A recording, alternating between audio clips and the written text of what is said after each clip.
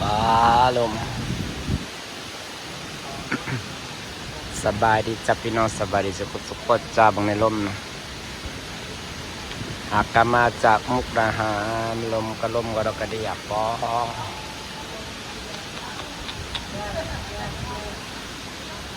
ลมน่ากลัว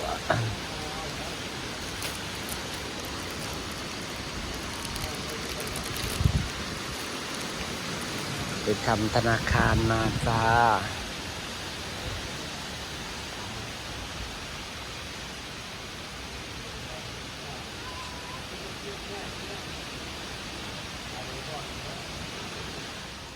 ได้กระเป๋าไป FCB มาเลยกระเป๋าเมีย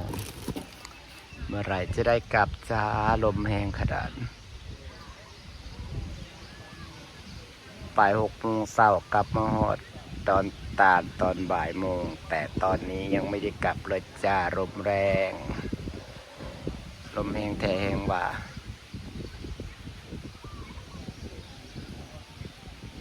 ตอนนี้อยู่ดอนตาลจ้า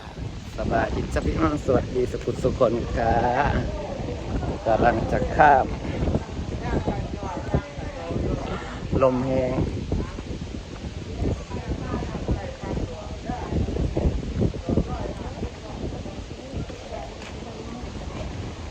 ลมแรง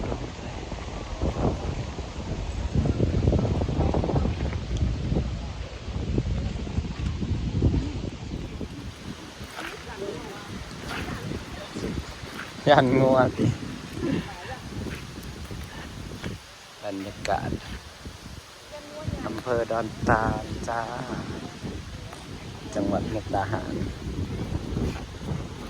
ขามนี่สะดวกกว่าขามสวรรค์นะพี่น้องขามแล้วก็ขึ้นรถแล้วก็แป๊บเดียวใกล้ๆนี่ก็หอดมุกดาหาร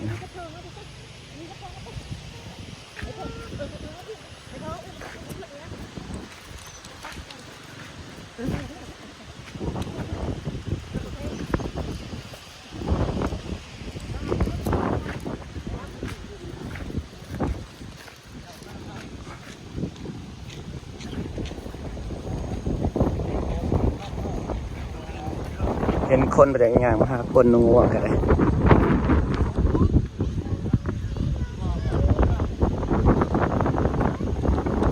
นี่คืออำเภอดอนตาล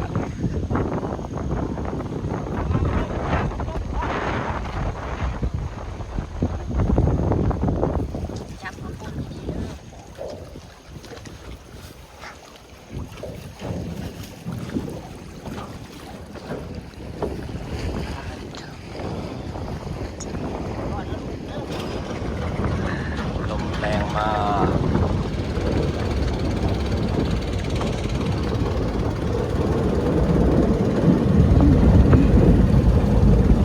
กำลังจะกลับบ้านเรา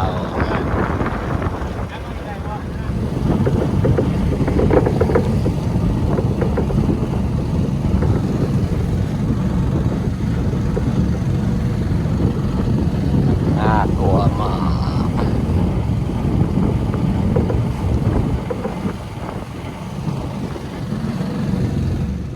กลับมาหอดเทือนลมแท่ลมว่าพี่น้อง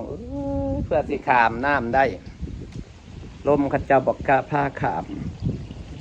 เขากับบอกกาทุกกันแหละเย่น้ำหนองเราจะเยอะแล้วพอน้ำเต็มหนองเราก็จะเอาปลาลงแล้วก็เลี้ยงปลาอยู่กับปลาของเราปลาน้ำใสๆนี่พี่น้องไปเห็ดมาแล้วใหม่เบิด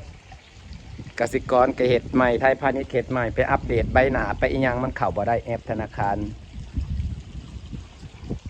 น้ำเริ่มหลายแล้วพี่น้องเต็มเลยใบทอนมันจะได้ใสเต็มแล้วเราก็เอาปลามาลงใหม่แล้วจะพี่น้องบอกไปตั้งแต่แต่7 โมงเช้าแต่ว่าบ่ได้ขามด่านมุกดาหารพี่น้องขามด่านขามดอนตาลพอไปลองขามดอนตาลเบิ่งแล้วก็สะดวก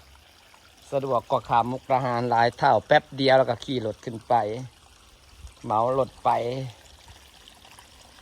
1,100 2 คนหารคนละ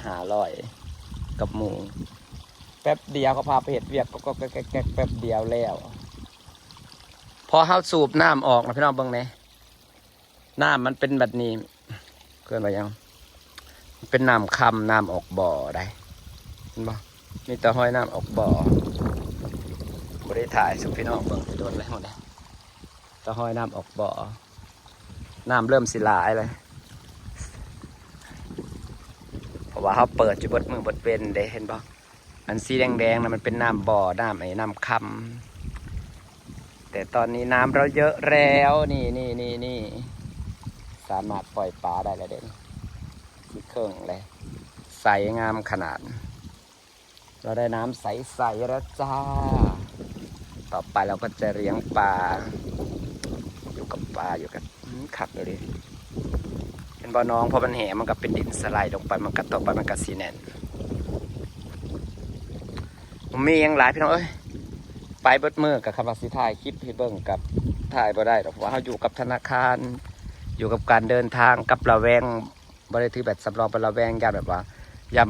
แบตโทรศัพท์เบิดพยายามบริเล่นโทรศัพท์เพราะว่าเราต้องไปทำธุรกรรมเนาะเข่าธนาคารหนึ่งกับเป็น2 ชั่วโมง2 ชั่วโมงเพื่อสิแล้วพอเปลี่ยนไหนจะคิวไลน์ไหนจะเปลี่ยนไอ้เพิ่นเปลี่ยนใหม่เบิดซื้อนามสกุลเปลี่ยนใหม่เพราะว่าไอ้ตอนแรกพาสปอร์ตนางมันบ่ได้มีสื่อนะคือมันบ่ได้เขาใส่น้ำเขาบอกใส่น้ำสกุลหายดูสิน้ำออกบ่อไก่สีเขิงสะเลยเด้ใส่ก็ใส่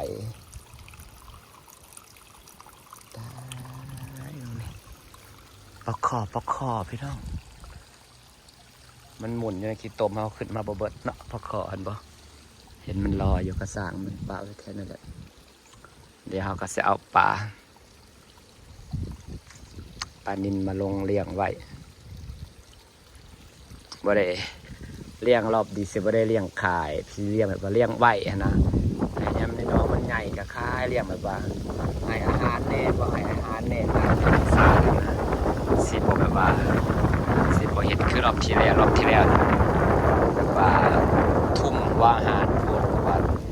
จะให้มันใหญ่ครั้งแรกก็เป็นการผิดพลาดเนาะพี่น้องแต่รอบนี้สิมีสติสิเอาว่าให้เท่าละหน่อยแต่ยังแบบว่าเขาบ่ได้เลี้ยงเป็นธุรกิจนะเขาเลี้ยงแบบว่าไว้กินอยู่เสื่อนนะพอได้กินบัดยามนี้มาก็พอได้กินย้อนได้เห็นบ่